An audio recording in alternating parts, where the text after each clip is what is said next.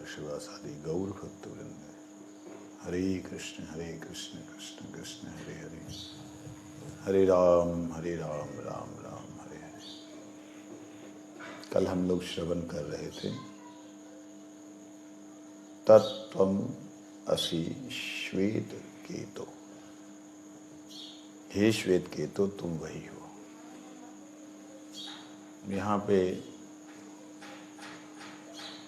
श्वेत केतो को ये नहीं कहा 18वें अध्याय जैव धर्म में कि हे श्वेत केतो तू और मैं हूँ, मैं तू है तू मैं हूँ।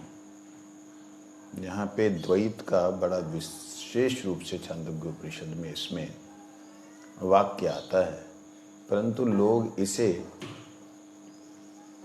ऐसा मान लेते हैं कि तुम वही हो बोलने का मतलब सामने वाले को बोले तुम वही हो, लेकिन जो बोल रहा है वो नहीं है क्या? तुम वो दो, तीसरा मैं तुमको कह रहा हूं कि तुम वो हो, तो दो हो गए नहीं। जब मैं और तुम है तो दो तो है ही है।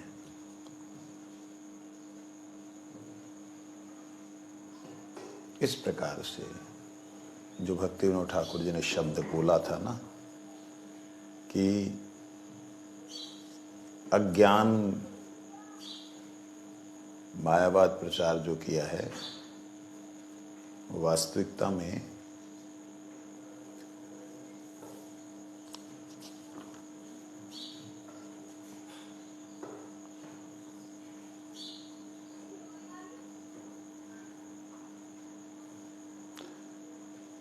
नितांत हास्यास्पद है। हास्यास्पद है मतलब क्या, ये क्या हंसी है? एक जगह बोले सब सर्वम खलु इदम ब्रह्म, सब ब्रह्म ही है, फिर तुम उपदेश देने लग रहे हो। किसको बोल रहे हो कि ब्रह्म ही है सब कुछ? क्या खुद को बोल रहे? क्यों बोल रहे? विश्वास नहीं है कि ब्रह्म है? जब नहीं है तो मान लो कि तुम नहीं हो। अगर मान लिया कि आप नहीं हो, बाकी सब ब्रह्म है, तो सब ब्रह्म है तो दूसरे शिष्य कैसे हो सकता है? उसको उपदेश कैसे दे सकते? तो नितांत हास्यास्पद ये शब्द भक्ति विनोद ठाकुर जी ने प्रयोग किया है। इस विषय में कई बार मेरे बड़े बड़े महात्माओं से, महामंडलेश्वरों से, 2-3 महात्माओं से, महामंडलेश्वरों से तर्क हुआ है। एक ने तो हाथ जोड़ के बोल दिया तुम विद्वान हो। मैं विद्वान नहीं हूं। उनके सामने मैं पढ़ा भी नहीं इतना जितना कि उन्होंने पढ़ाई की। जो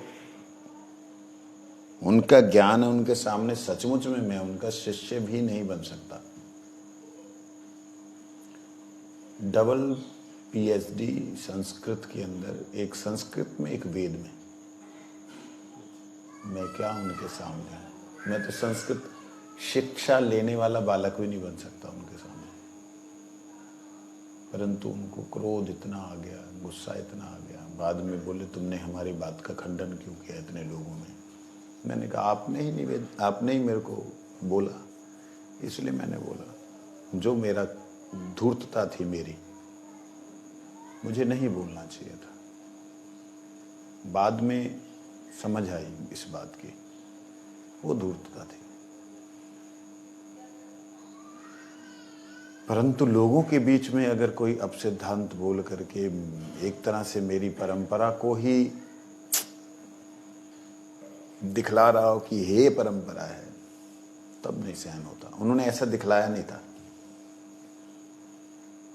तो वहां मेरी धूर्तता थी। एक जगह किसी व्यक्ति ने, नाम नहीं बोलूंगा, किसी मंडलेश्वर ने हेयता दिखलाई। हाँ भक्ति मार्ग बढ़िया है। चैतन्य महाप्रभु जी जो कि स्वयं कृष्ण अवतार हैं, वो भी पहले भक्ति मार्ग में ही थे, अंत में ज्ञान मार्ग में आके उनको भी मुक्ति मिली। देख लीजिए, पहले कीर्तन करते रहे, कीर्तन करते रहे, अंत में सन्यास लिया, दशनाम सन्यास, मायावाद सन्यास। तो ये आपकी समझ में अभी नहीं आएगा, आप लोग हेयता की उन्होंने मेरे को प्रदर्शन। तो मैंने कहा कि आप जो हैं कह रहे हैं इस बात को, क्या आप इस बात में प्रतिष्ठित हैं कि आप ब्रह्म हैं? चुप, जवाब नहीं। आप ब्रह्म हैं तो आप शक्तिमान होंगे, क्या आपको विश्वास हो गया? अरे ऐसा ये आपकी समझ में नहीं आएगा। मैंने कहा मेरी समझ में नहीं आ गया, मान लिया। अच्छा, मेरी आवाज भी थोड़ी ऐसी कड़क थी। आप हे दिखला रहे हो भक्ति को, जिस भक्ति के पुत्र हैं ज्ञान और वैराग्य। जहां भक्ति है वहां ये आ जाएंगे, लेकिन जहां वो है वहां भक्ति नहीं आएगी। वो आपकी स्थिति हुई है। बड़ा नाम था उनका, बड़ी कम उम्र में चले गए, 50 साल की उम्र में, मेरा ख्याल 35-40 साल की उम्र में शरीर छोड़ गए। इतनी मतलब कम उम्र में। हाँ, तो मंडलेश्वर थे, महामंडलेश्वर नहीं, मंडलेश्वर। मैंने कहा आप हे दिखला रहे हो भक्ति को ज्ञान मार्ग में, जहां पर अहम ब्रह्मस्मि अहम ब्रह्मस्मि अहम ब्रह्मस्मि या सोहम सोहम सोहम बोला जा रहा है, वहां अगर समर्पण नहीं होगा ना तो सोहम सोहम करते रहो, वहीं पे रहोगे। हिरण्यकश्यप ने किया था, मैं ही हूं मैं ही हूं मैं ही हूं मैं ही हूं मैं ही सब कुछ हूं। क्या हुआ उसका? जब देखा भी ये 4 आदमी 5-6 लोग हम बैठे थे, उनके अंदर काट रहा, अरे नहीं बाबा भक्ति ही श्रेष्ठ है, हम तो मजाक कर रहे थे, देख रहे थे कि आप क्या बोलोगे। आप यहाँ बैठिए, साथ में बैठा लिए। तो इस प्रकार से ये हास्यास्पद है जब बोला जा रहा है तत्त्वम असि श्वेत केतु, हे श्वेत केतु तुम वही हो। श्वेत केतु तुम वो ही हो, मैं नहीं हूं। हास्यास्पद नहीं लग रहा? ये अगर श्वेत केतु को परब्रह्म बोलते हैं तो हास्यास्पद ना, तब तो अपराधी हो जाएगा ना। तुम वही हो, इस प्रकार से बोला। उसके बाद में हम आगे बढ़ते हैं। आज मैंने सोचा था मैं ऐसे पढ़ के चला जाऊंगा, सार सार समझा दूंगा, क्योंकि मैं थोड़ा सा गहराई में उतर जाता हूं, उससे लोगों का जो है ना ध्यान विचलित हो जाता है। इधर कहा है कि ये श्वेत केतु तुम वही हो, ये वेद में जो आया है शब्द, ये किस संदर्भ में, किस भाव में आया है, किस रूप में इसको कहा गया है? उधर यही कहा गया है कि जो ये सारी सृष्टि तुम देख रहे हो, इस सृष्टि जिससे हुई है, और जो इस सृष्टि जिसमें है, और जिसके द्वारा ये सारी सृष्टि की स्थिति है, वही तुम हो। तुम उससे अलग नहीं हो। सृष्टि भी वही है, सब कुछ वही तुम हो। इस प्रकार से समझे? तो इसीलिए तो कहा कि ऋषियों के समस्त विचार मानने योग्य नहीं है। ऋषि का विचार तो मानना पड़ेगा, ये क्या बात है? कोई साइंटिस्ट, उसने कोई गलत चीज का आविष्कार किया, ना ना ना, साइंटिस्ट ने किया तो मानना पड़ेगा, क्या बात है? सही है क्या? कोई भी वैज्ञानिक ने कोई गलत चीज का आविष्कार, क्या आविष्कार किया? उसने हाइड्रोजन में जो है वो कुछ नाइट्रोजन मिक्स करके उसने थर्ड चीज बना दी, जिससे कि विस्फोट होता है और सारी की सारी न्यूक्लियर एनर्जी इधर उधर फैलने लग जाए। मान लो ऐसी कोई उसने एनर्जी का आविष्कार किया, तो वो तो खतरनाक है, नष्ट करने वाली है, दुनिया को नष्ट कर देने वाली एनर्जी। उसको क्या तुमको एक्सपेरिमेंट करना चाहिए घर में आके? हाँ? ऐसे ही भक्ति भाव भजन साधन सब कुछ चल रहा है जगत के अंदर, आके सब गुड़ गोबर कर दिया, भाई कुछ नहीं है सब। तो ये वैज्ञानिक की जो गवेषणा है, जो चिंतन है, उस सृजन करने की जगह जहां नष्ट करने का आ जाए तो उस वैज्ञानिक की बात को नहीं महत्व देना चाहिए। लेकिन हमने दिया। आप बताओ, ये जो कीड़ों के मारने की दवाई में हमारी जितनी फसलें हैं सारी नष्ट कर दी। कैसे नष्ट कर दी? हम तो खा रहे हैं। अरे भैया, जो खा रहे उसको लगा नहीं सकते। पहले हम तो ज़्यादा बुढ़े हुए नहीं अभी, लेकिन हमें अभी भी याद है 45 साल 40 साल पहले लोग यूरिया डालने के लिए डरते थे। वो कहते अरे हाथ गल जाते हैं इससे, ये नहीं डालना। अरे अपने घर की खाद डालो। लोग डालते थे। कीड़े लगे, कहीं से कीड़े आ गए, बाहर से परजीवी आए। अब वो कीड़े आए तो इन लोगों ने दवाई डालो, दवाई डालो। दवाई डाली कीड़ों के मारने के लिए। उसके अंदर से बीज तो निकला, उसका गेहूं निकला, लेकिन गेहूं के अंदर का जो जीव था, जो अंदर की चेतनता थी उसकी, वो खत्म हो गई। अब वो दोबारा गेहूं को जब उपजाया उन्होंने, वो हुआ ही नहीं। पहले गेहूं अपने घर में भूसे के अंदर दबा के रख देते थे कि कीड़े ना लगे, और साल भर बाद में जब जरूरत पड़ेगी तब इसको बो देंगे। अब नहीं रख सकते हो। अब रखोगे वो होगा नहीं। ये इन लोगों को क्या समझ आएगा, आधुनिक बच्चों को, जिनको मोबाइल के अलावा पता नहीं, जो आकर के पूछते हैं हमसे गोकुल में, महाराज जी आलू कौन से पेड़ पे लगते हैं? पीपल का पेड़ देख करके, नीम का पेड़ देख करके बोलते आलू कौन से पेड़ पे लगते हैं? ये बच्चे आजकल के।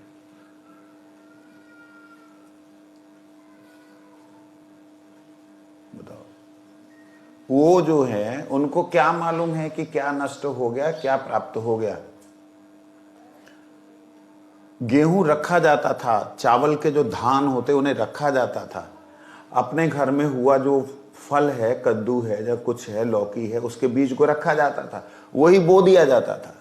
आज होते नहीं है, ताकत नहीं रही। होता है तो घास फूस की तरह थोड़ा थोड़ा ऐसे हो जाता, बारीक सा। तो इस बात को समझना होगा। ये नष्ट कर दिया है, क्या डाल के? विष डाल के। इसी प्रकार से है तो वैज्ञानिकों की ही उपज। पहले वैज्ञानिक को ऋषि कहा जाता था, जिनके द्वारा इस जगत में रिसर्च हुई है, उन्हें सर्च हुआ है, जिनके द्वारा देखा गया है, वो ऋषि, उन्हें ऋषि कहते थे। वो गृहस्थ भी होते थे, बाबा जी भी होते थे। तो विशेष रूप से ऋषि उन्हें कहा गया जिन लोगों ने कुछ आविष्कार किए। अब उनमें महान महान ऋषि हुए जिन्होंने परब्रह्म की उपासना की, जिन्होंने ब्रह्म का वर्णन किया, जिन्होंने जगत का वर्णन किया, महान ऋषि हुए हैं। उनमें से कुछ ऋषियों ने, मैं इनको भी गलत नहीं कहता, जिन ऋषियों ने बोला, कुछ ऋषियों ने ऐसी बातें बोल दी जिससे कि सारी फसलें नष्ट हो गई भक्ति की। तुम ही ब्रह्म हो, अपना ही ध्यान करो, शरीर का नहीं। शरीर को शांत रखो, थोड़ी देर शांत होकर देखो तो अभी तुम्हें ब्रह्म ज्ञान करवाते। बैठो ढंग से, ऐसा करो, आंख बंद कर लो, शरीर का कोई अंग ना हिले, आंखें बंद, बिल्कुल कोई भी अंग ना हिले, केवल सांस शरीर में आ रहा है, जा रहा है। ये सांस का लेना देना तुमसे पूरी तरह अलग है। शरीर एक मूर्ति की तरह है, इसको कोई भी वस्तु स्पर्श कर रही है, आंख बंद रखो। क्या खोल लिया? कोई भी वस्तु स्पर्श कर रही है वो तुमसे अलग है, तुम इससे पूरी तरह अलग हो।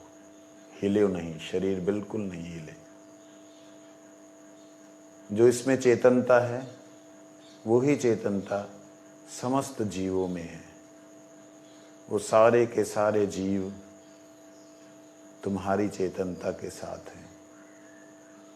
तुम और उन जीवों में कोई अंतर नहीं, केवल अलग अलग शरीर हैं, शरीरों में एक ही जीव है। वो जीव इस ब्रह्मांड से नहीं है, ब्रह्मांड में आया। जहाँ से आया वहीं वापस जाने से मालूम पड़ेगा कि ये ब्रह्मांड जिससे है वही तुम हो, वही तुम हो, वही तुम हो। ये है ज्ञान। अब खोल लीजिए आँख। ये है ज्ञान। ये गलत भी नहीं है लेकिन सही भी नहीं है। देहात्म बुद्धि से उठाने के लिए, जैसे कि पहली क्लास को उठाने के लिए दूसरी क्लास का सिलेबस है। ये गलत भी नहीं है, सही भी नहीं है।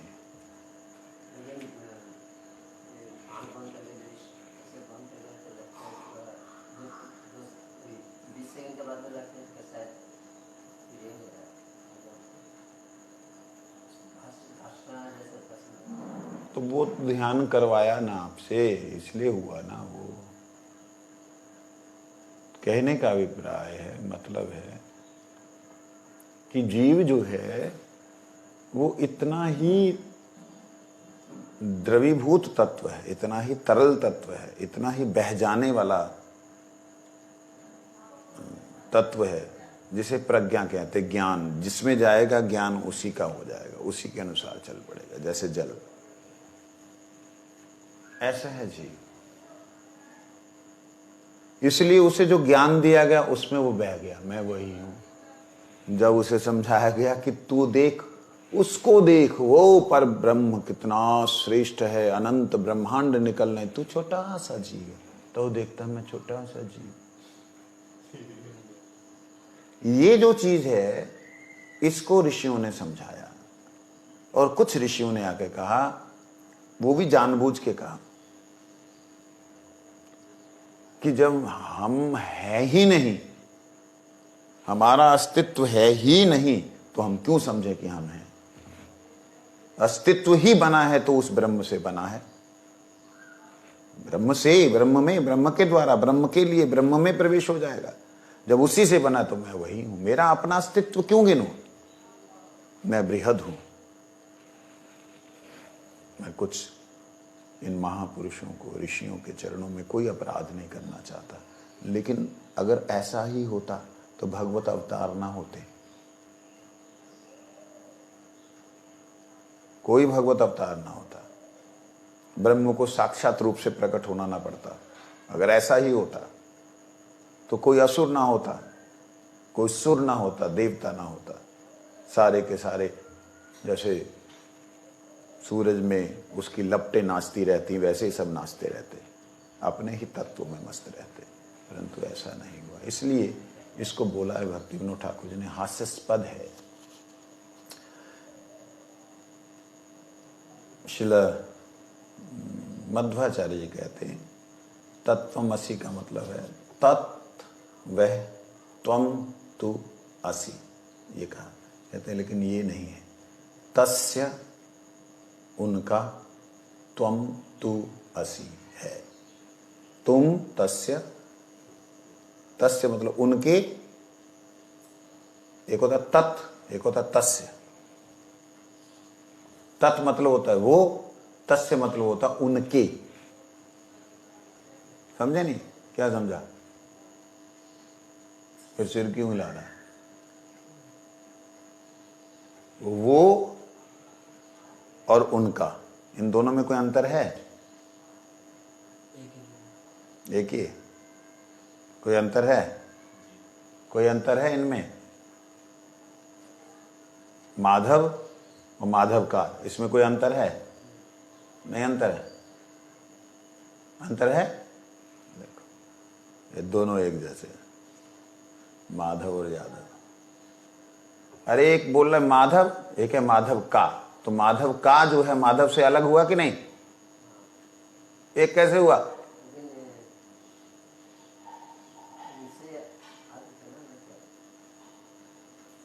हिंदी समझ नहीं आती तो तो दोनों एक एक बात है। तो फिर वो जो मैं पूछ रहा हूं उसका जवाब दो ना, वैसा ध्यान नहीं दे रहे। कहते तत् मतलब वो, और तस्य मतलब उनका, एक है। तो ध्यान ही ना दो, सुनोगे कहां से? इसके सामने आ जाओगे तो कहां से मैं सुनाऊंगा? समझ कहां से आएगी? समझ लगी बात? ऋषियों ने बोला कि तत्त्वमसि, मध्वाचार्य कहते तत्त्वमसि नहीं है, तस्य त्वमसि है, तुमने हटा दिया वहां से। तस्य त्वमसि कहते तह शब्द में तस्य है, तह शब्द में तस्य है, और तुम हो, तुम उनके हो। तो कहते नहीं, जैसे उन्होंने ना सो अहम, मैं वही हूं, तो कहते नहीं सो अहम नहीं, उसके आगे लगाओ दा, लगाओ, क्या हुआ? क्या हुआ? उसके आगे लगाना है, पीछे नहीं। दासोहम, उन्होंने बोला सोहम, ब्रह्मवादी ने बोला, उन्होंने बोला दासोहम, तो उसने बोला ना दासोहम। समझे नहीं? एक गांव में एक ब्रह्म ऋषि आए, ब्रह्मज्ञ वेदज्ञ आए, उन्होंने आकर के ज्ञान दिया, शिक्षा दी, और शिक्षा दे करके वहाँ के लोगों को लगाया। और वो ज्ञानी ऋषि आए तो उन्होंने बोला तुम कौन हो? महाराज आप बताओ। और सो हम, तुम वही हो, सो वो तुम, सो हम। ये बोलो तुम वही हो, और हम वही हैं, हम वही हैं, सो हम, सो हम, सो हम, मैं वो हूँ, मैं वो हूँ, मैं वो हूँ, ऐसा करने लग गए। और वहाँ से वो शंकर मत के जो ब्रह्म ऋषि गए, इतने में मध्वाचार्य के, रामानुजाचार्य के आचार्य लोग वहाँ से घूमते हुए आए। जैसे ही वो आए, बंद क्यों कर दिया? जैसे ही वो आए, उन्होंने बोला अरे तुम क्या मंत्र जप कर रहे? कहते महाराज सोहम सोहम। कहते क्यों, कैसे कर रहे हो? इतने दिनों से तुम भगवान की भक्ति कर रहे थे, आज सोहम सोहम कैसे करने लग गए? तो कहते वो एक महापुरुष आए थे। अब होता ये था कि वो निंदा नहीं करते महात्माओं की। तो अच्छा, वो ऐसे ऐसे तिलक था, हाँ, अच्छा। उन्होंने जो बोला तुमने सुना आधा है। क्या उन्होंने बोला? क्या बोला उन्होंने? बोला सोहम। ना, उसके आगे दा है बेटा, ये दा नहीं लगाओगे ना तो बात नहीं बनेगी। तो अच्छा क्या होगा? दासोहम। बोलो दास हूं मैं उनका। हाँ ये बात सही है, दासोहम दासोहम दासोहम। वो साधारण गांव के लोग, साधे सीधे साधे लोग, दासोहम दासोहम। इतने में कुछ महीने बीत गए तो वो जो ब्रह्मवादी हैं वो वापस घूमते घूमते उसी गांव से आए। सभी लोग कह रहे, दंडवत प्रणाम करते, दासोहम दासोहम। अरे आप दासोहम क्यों बोल रहे हो? कहते गुरुजी आपने सिखाया था। अरे हमने तो सोहम बोला था।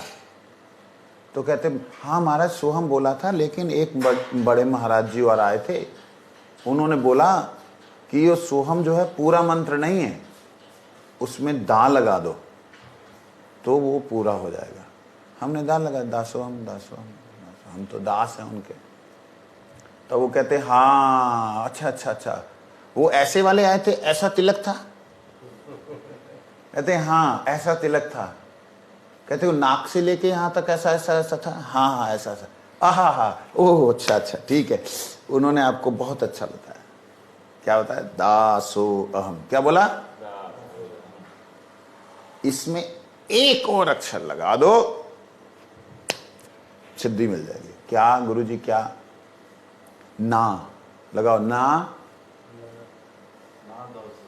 ना दासो हम। लगाओ, बोलो ना दासो। बोलो ना साथ में जब मैं बोल रहा हूं तो क्या लगाना है? हाँ, ये वो कहते ना दासो हम, ना दासो हम, ना दासो हम। कुछ तो आनंद नहीं आ रहा गुरुजी।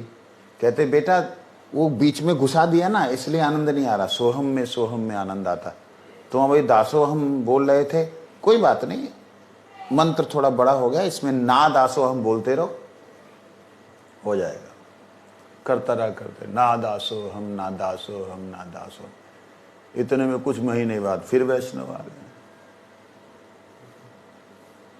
उन्होंने आकर के बोला कि अरे तुम ये क्या कर रहे हो, ना दासो हम, ना दासो हम। तो कहते महाराज हमको उन्होंने बोला कि ऐसे ऐसे अधूरा मंत्र है। कहते हाँ ठीक बोला, एक शब्द लगा दो बस, उसके बाद और वो भी नहीं मंत्र को आगे बढ़ा पाएंगे। कहते क्या? ब्रह्म ना दासो हम। ब्रह्म लगा दो। ठीक है गुरुजी। ब्रह्म ना दासो हम, ब्रह्म ना दासो हम, ब्रह्म ना दासो हम। तो कुछ दिनों बाद फिर वो आए, ये क्या है? मैं ब्रह्म नहीं हूं, दास हूं। ब्रह्म नहीं हूं, दास हूं। तो सो ना, हाँ सॉरी, ब्रह्म नहीं, सो, उसके आगे सो लगाओ। पहले लगाया क्या था? सो अहम, सो हम था पहले। उन्होंने बोला बोलो दा सो हम, उन्होंने बोला ना दासो हम, इन्होंने बोला लगाओ सो ना दासो हम। सो ना दासो हम, वो नहीं हूं मैं, दासी हूं। इस प्रकार से ये ब्रह्म ऋषियों का, वैदिक जो वेदज्ञ महापुरुष लोग, उनका और वैष्णवों का हमेशा से तकरार चलता है, लीला चलती आई। तो मैं वो नहीं हूं, मैं दास ही हूं।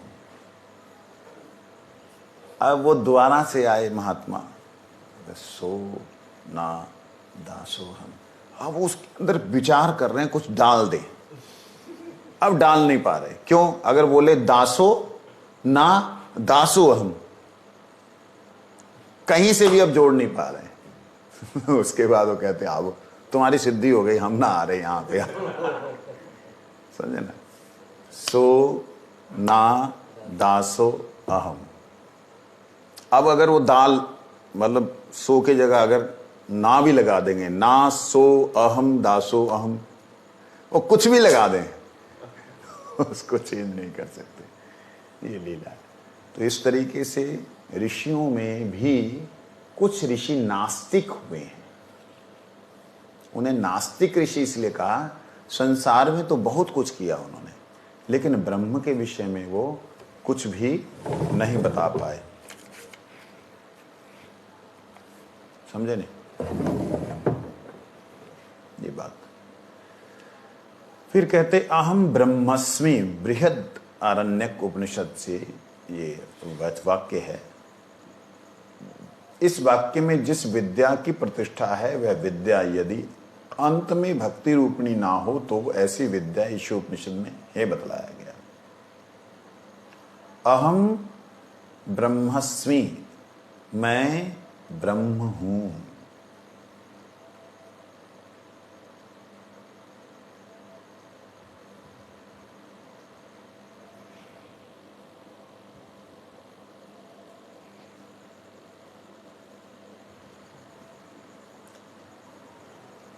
मैं ब्रह्म हूं, ऐसा जो बात है वो अति हेय हो जाती है यदि अंधम तम प्रविश्यन्ति ये अविद्यामुपासते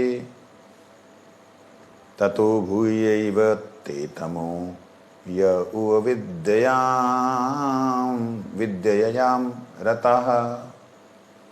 कहते वो अंधतम प्रविश्यन्ति, वो घोर अंधकार में चले जाते हैं जो ये विद्या, ये अविद्याम उपासते, जो अविद्या की उपासना करते हैं।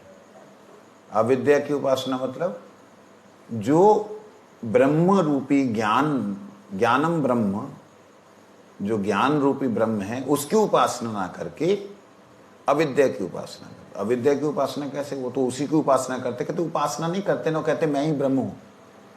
ये उपासना कहां हुई?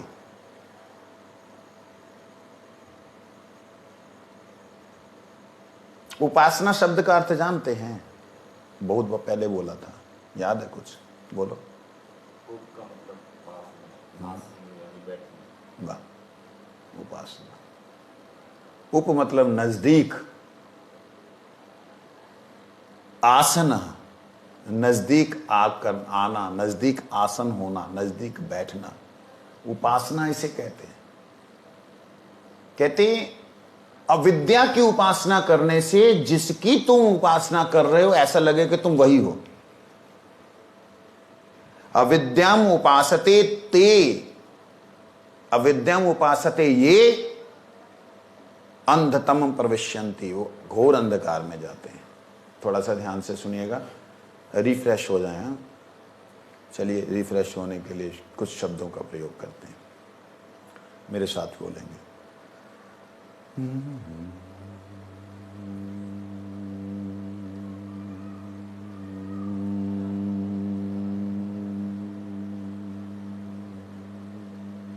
सभी बोलो।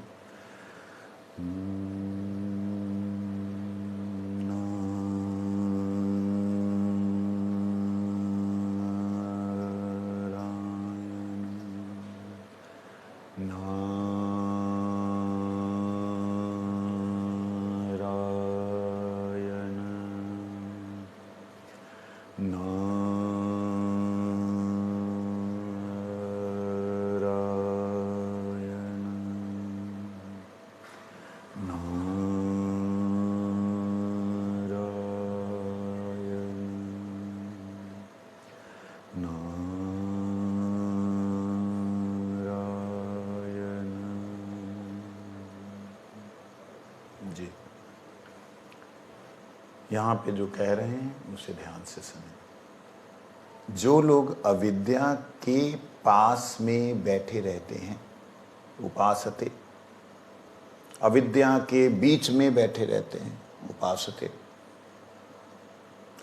अविद्या की ही उपासना करते हैं, पूजा करते हैं, सेवा करते हैं, उपासते। उपासना के बहुत सारे अर्थ हैं।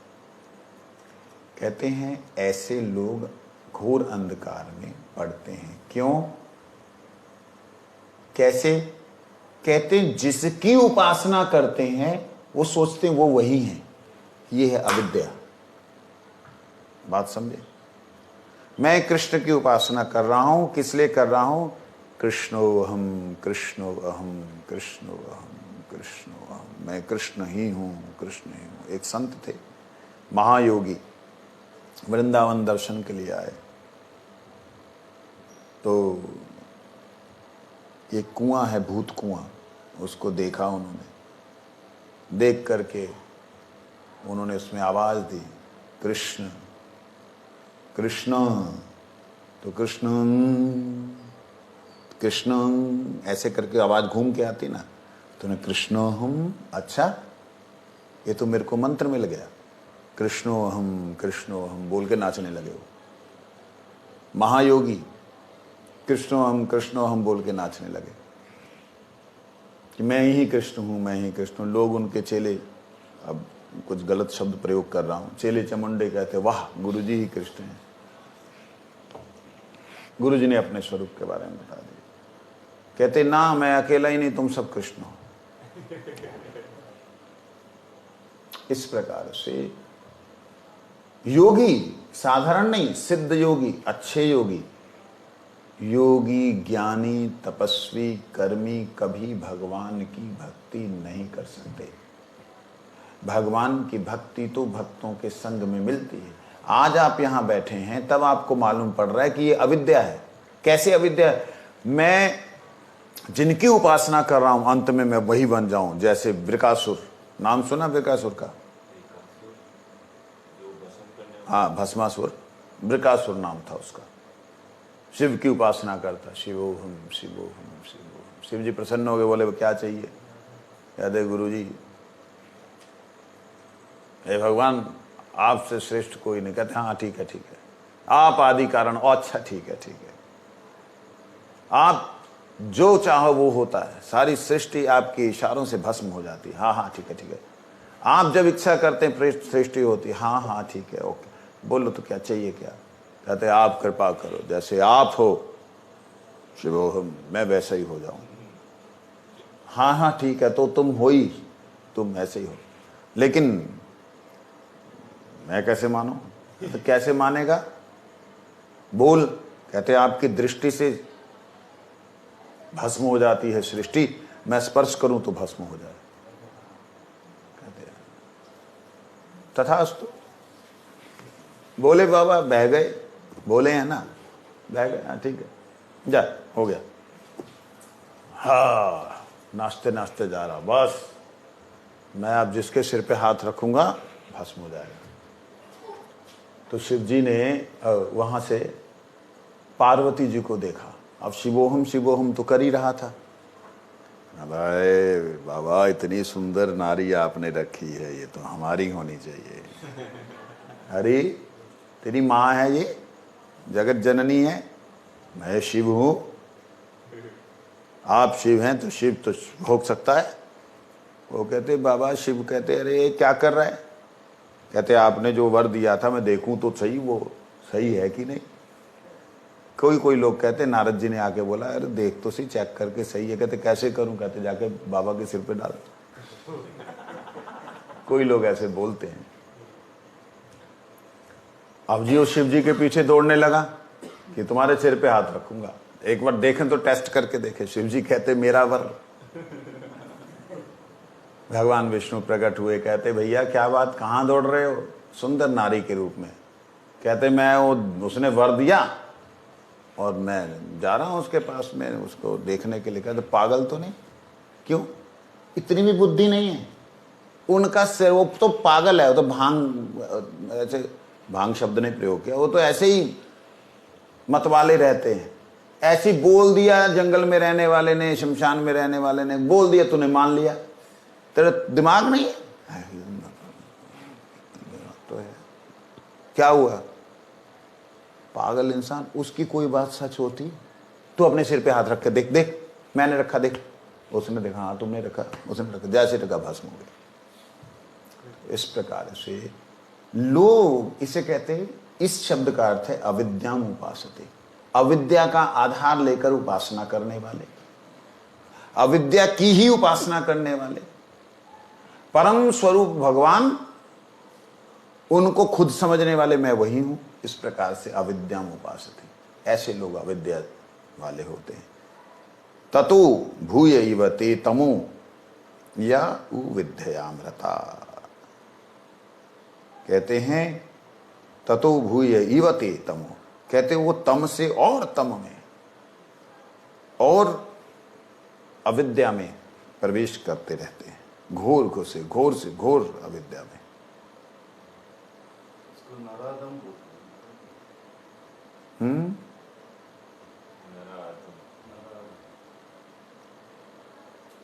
इधर अविद्या का जो अर्थ है वो जड़ीय माया से लिया गया होगा।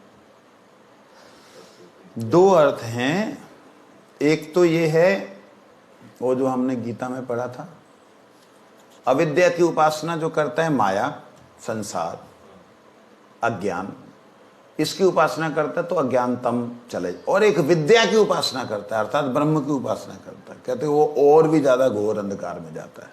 इसका मतलब क्या है? ये तो बहुत भयंकर श्लोक है, इसको देखना पड़ेगा ईशोपनिषद में, निकालना इस श्लोक को, प्रथम मंडल में है, ठीक है? फिर इसको देखेंगे कल। वंशा